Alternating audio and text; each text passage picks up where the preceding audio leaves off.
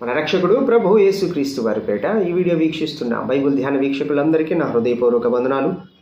ఈ వీడియోలో నిర్గమకాండము 4వ అధ్యాయాన్ని ధ్యానం చేద్దాం దేవుని యొక్క కృపను బట్టి. మొత్తం ఈ అధ్యాయంలో 31 వచన భాగాలు ఉన్నాయి.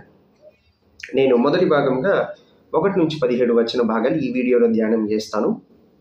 18 నుంచి 31 వచన భాగాలు మరొక వీడియోలో దేవుడి కృపను బట్టి నేను ధ్యానం చేస్తాను. నేను ఇక్కడ అంశము తోడై ఉండి బోధించును అనే మాట ఎన్నుకున్నాను. ఎందుకు ఈ విధంగా రాశాను అంటే, మనము మొదటి నుంచి చివరి వరకు ఈ 17 వచన భాగాలు ధ్యానం అయిపోయే లోపల మీకు చాలా స్పష్టంగా అర్థమవుతుంది. మొదటి వచన భాగంలో మోషే దేవాతి దేవునికి సెలవిస్తారు. అయ్యా, నువ్వేదైతే చెప్పిన పని ఉందో, నేను ఐగుప్తు దేశానికి వెళ్ళి మీరు చెప్పినట్టుగా నేను చెప్తే వాళ్ళు అసలుకి ఎట్టి పరిస్థితుల్లో కూడా ఆ ప్రజలు నన్ను నమ్మరు అనే మాటతో ఈ అధ్యాయము మొదలవుతుంది. దానికి దేవాతి దేవుడు మోషేకి ఒక 3 సూచక క్రియలను చూపిస్తారు. అంటే 3 సూచక క్రియలను అక్కడ చేయటం జరుగుతుంది. మొదటి ఇదేమిటి అంటే, నీ చేతిలో ఏముంది? నా చేతిలో కర్ర ఉంది అనగానే ఆ కర్ర కింద పడి అప్పుడు అది పాము అవుతుంది. ఆ తర్వాత ఆ పాముని చూసి మోషే భయపడి పారిపోవడం, ఆ పాము ఏదైతే ఉందో దాని తోకను పట్టుకోమని దేవుడు సెలవిస్తారు. ఇది మొదటి సూచక క్రియ. అది 3, 4 వచన భాగాల్లో ఉంది. ఆ తర్వాత గమనిస్తే గనక రెండవ సూచక క్రియగా 6, 7 వచన భాగాల్లో మనం అది చూడగలం. ఏమిటి అంటే, చెయ్యి కుష్ఠం గలదై హిమం వలె తెల్లగా మారిపోవటం. ఎప్పుడైతే మోషే తన చెయ్యి దేవుడి యొక్క ఆజ్ఞ ప్రకారంగా ఆ రొమ్ము దగ్గర పెట్టుకుంటాడో అప్పుడు ఆ చెయ్యి కుష్ఠం గలదై హిమం వలె తెల్లగా మారిపోతుంది. మరలా ఇంకొకసారి పెట్టుకోగానే యథావిధిగా వచ్చేస్తుంది. ఇది రెండవ సూచక క్రియ 6, 7 వచన భాగాల్లో మనం గమనించవచ్చు.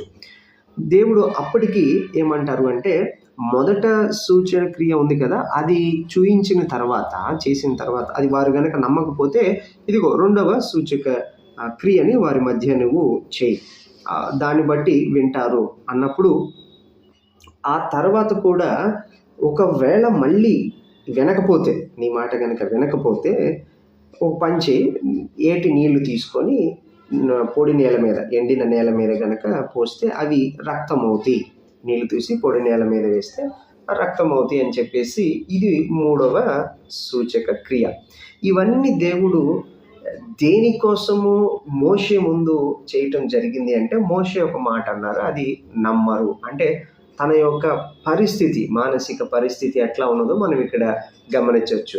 సరే, ఈ సూచక క్రియలను బట్టి మరి అది ఒక మానవుడు చేయలేరు కదా, దానిని బట్టి వాళ్ళు నమ్ముతారు అని దేవుడు ఈ విధంగా సెలవిచ్చినా సరే, మరలా మోషేలో ఉన్న ఒక డొల్లతనము బయటపడుతుంది.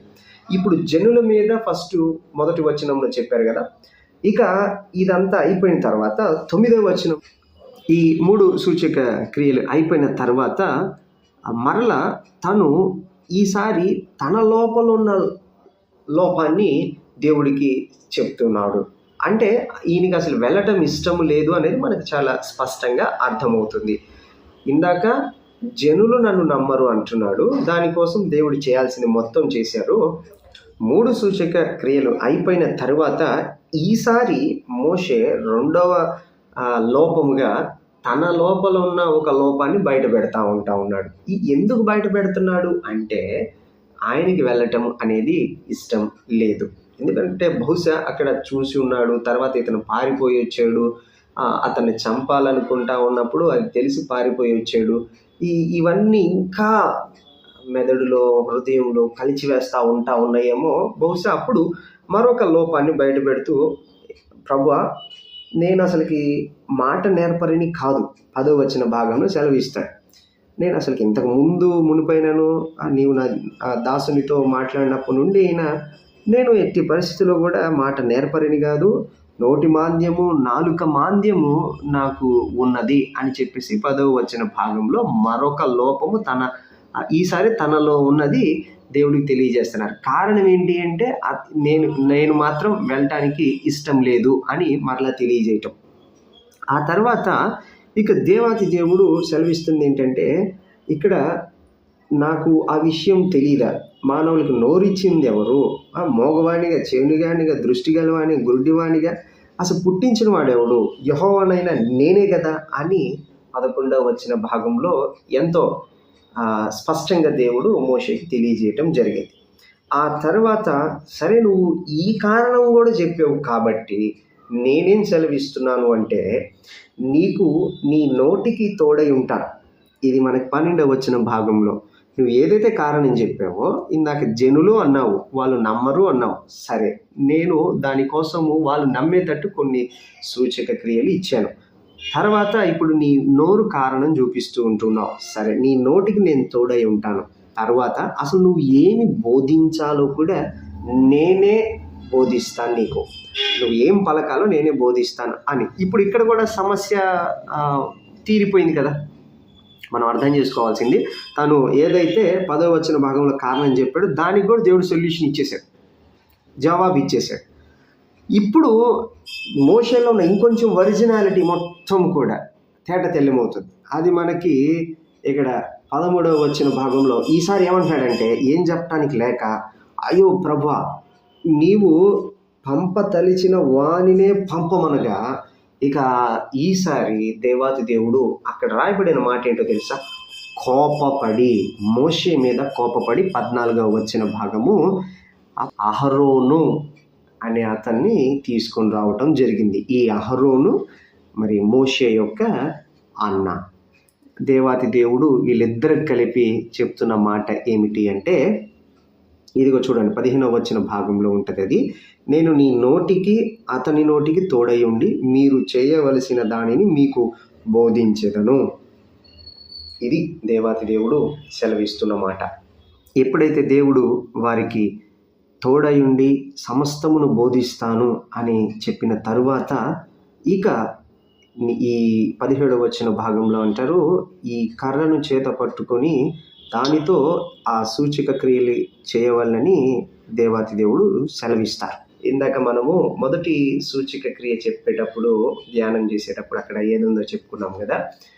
నువ్వు దాన్ని తల పట్టుకోవద్దు, తోకే పట్టుకోవాలి. తోకే పట్టుకోవాలి. పాము అనేది లోకానికి సాదృశ్యంగా ఉంటే దాన్ని తోక పట్టుకోవటము దేవుడు నేర్పిస్తాడు. మోషే అసలు ఆ పామును చూసే భయపడినప్పుడు, అక్కడి నుండి పారిపోయినప్పుడు, దాన్ని తోక ఎట్ట పట్టుకోగలడు? అసలుకి దాన్ని తోక, పామును చూసి పారిపోయినప్పుడు తోక ఎట్లా పట్టుకోగలడు? దేవుడు శక్తి ఇచ్చాడు. ఎలా పట్టుకోవాలి, ఎట్లా అంటనట్టు దాన్ని తోక పట్టుకుంటే మనం దాన్ని ఆడించవచ్చు. అదే అందుకని ఈ లోకము దాని ఆశని గనక, గంపెడు ఆశల మీద పెట్టుకొని మనుషుల మీద నమ్మకం గనక పెట్టుకుంటే, ఇక ఈ మాటలు అంతగా భయపడిన మోషే పాము అవ్వంగానే భయపడతాడు. భయపడ్డ మోషే చేత దాని తోకే పట్టించారు అంటే, దేవుడు మనల్ని ఎంత శక్తివంతులుగా చేయాలని ఆశపడుతూ ఉంటున్నారు.